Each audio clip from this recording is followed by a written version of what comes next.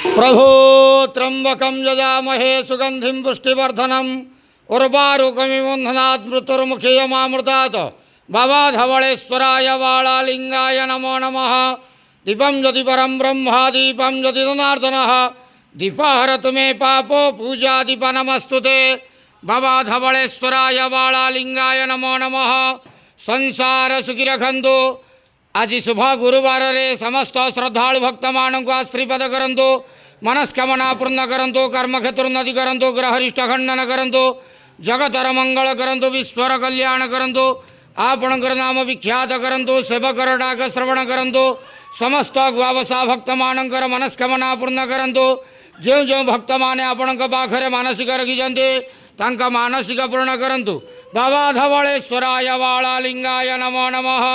संसार सुखी रखंतु। आनंद के वार हरि बोलो।